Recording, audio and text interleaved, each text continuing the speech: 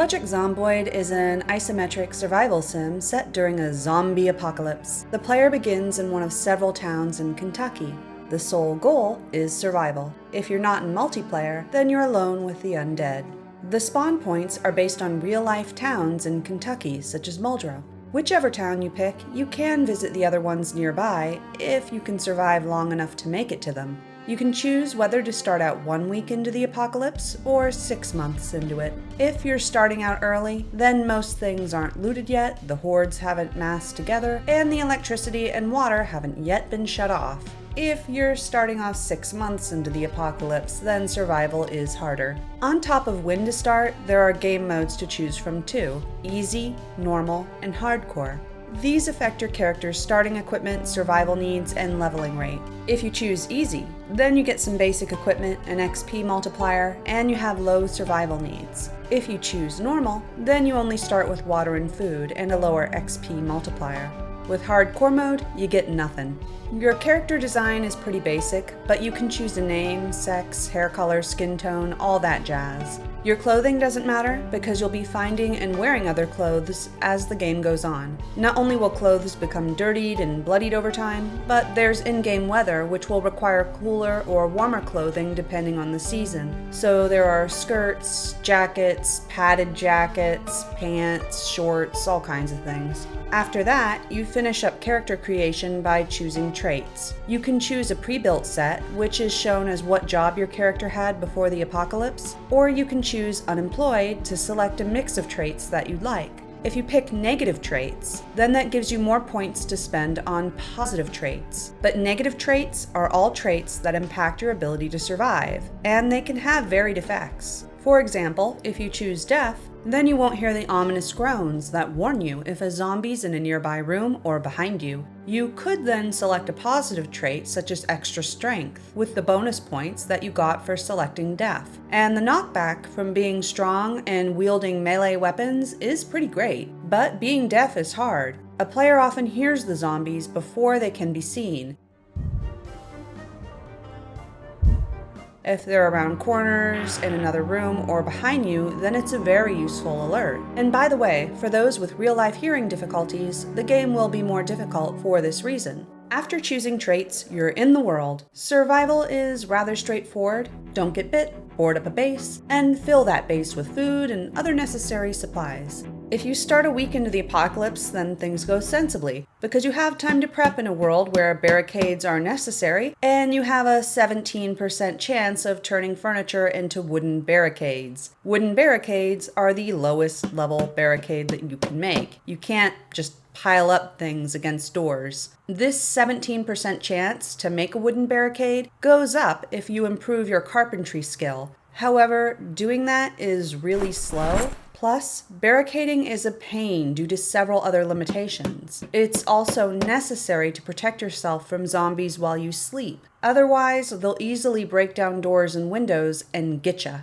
There are better barricades that can be made with metal, but to start off, you just have to use wooden planks. That's the lowest level of barricading that you can do. And the 17% chance of breaking down furniture is just one of many hurdles. First of all, before that 17% chance even comes into play, you have to find the proper tools to even break down furniture. Otherwise, there are 2 options to get planks. The second option is find an axe. That's not always easy to find. You could use it to chop down trees and other things if you find it, but if you're using it on trees, then you'll still need a saw for logs. The third option is you can just scavenge planks from doors that zombies destroyed. Scavenging is the easiest and fastest method because it requires no tools. But it does require getting near zombies, and each busted down door only gives 2 planks. A single window or door can be barricaded 4 times on the outside and 4 times on the inside to be fully protected. That's 8 planks needed to fully secure each window and door. A house usually has several windows on the ground floor, meaning that if there are even 3 windows, then that's a total of 24 planks needed to fully secure, which equals finding 12 busted doors. This is further complicated by how you can only carry a few planks at once, even with a hiking bag. Once you've finally got them, then applying those planks can also be a problem because you also need a hammer and enough nails to do it. Explaining all of that feels feels tedious enough, actually doing it can take hours, and that's worse, because whether or not you find those tools is luck.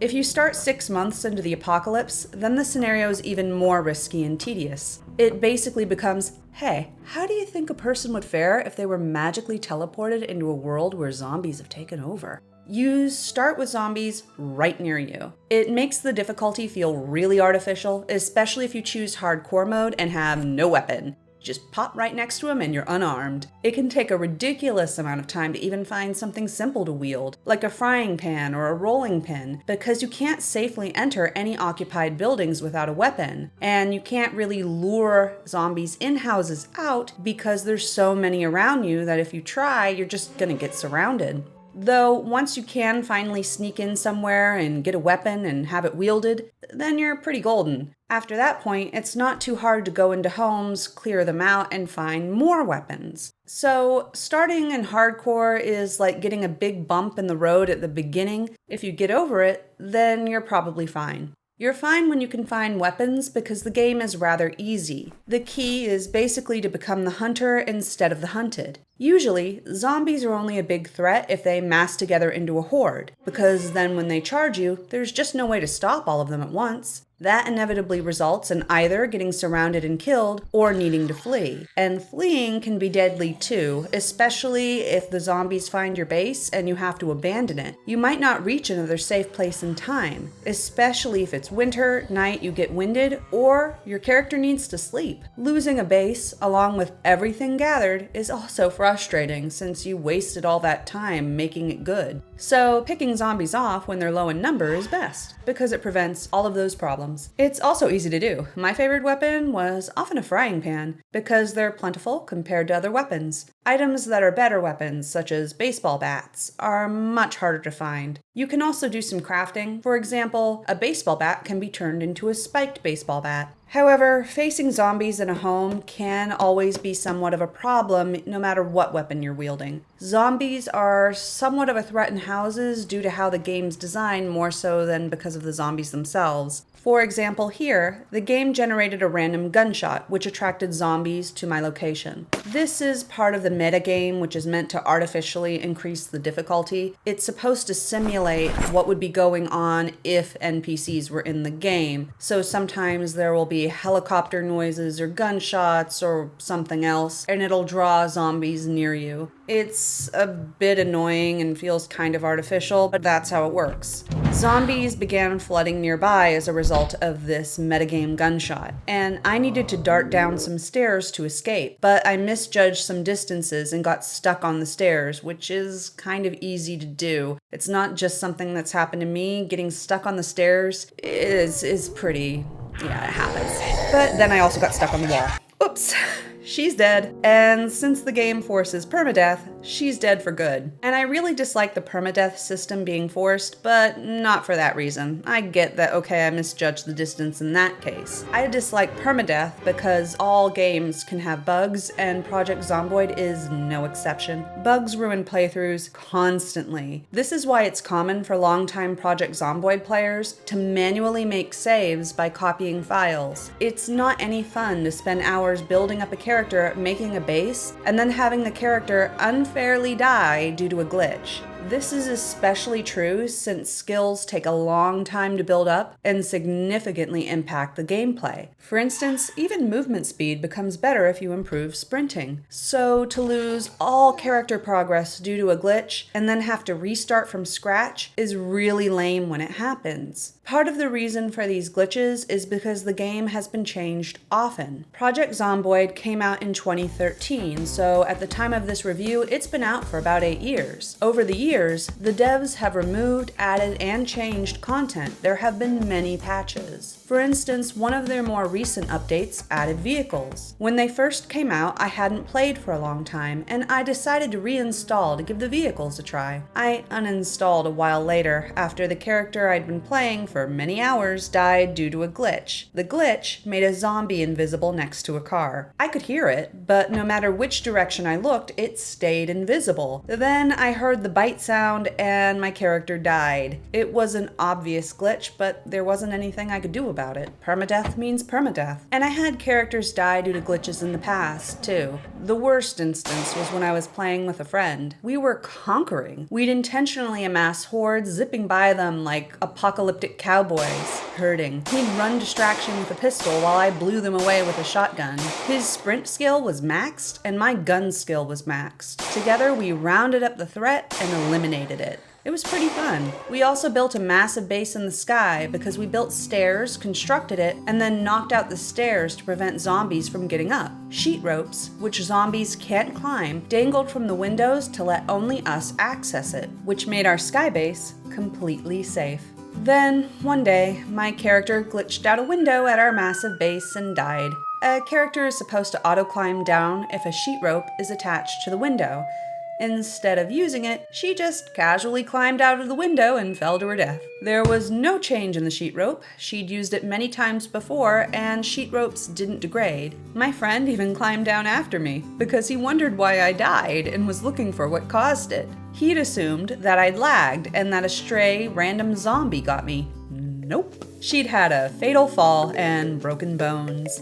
And I tested the rope out with a new character after she died, and that character used it just fine too. So it was a one-time fatal glitch. So, like I said, the permadeath setting is annoying. I think it's more of a nuisance than what it was intended to be. I know that it's meant to make the player worry about death and risk. It's meant to add that imperative to survive. Basically, the devs have said that they envision a game about how people perish in the face of the apocalypse. This is why the intro screen even tells the player that this is a story about how they died. But dying due to glitches isn't thematic or epic, and mostly, permadeath just made me worry about BS unfairly ruining everything. I'm fine with permadeath being in games, but I like it to be optional. I dislike that it's mandatory here.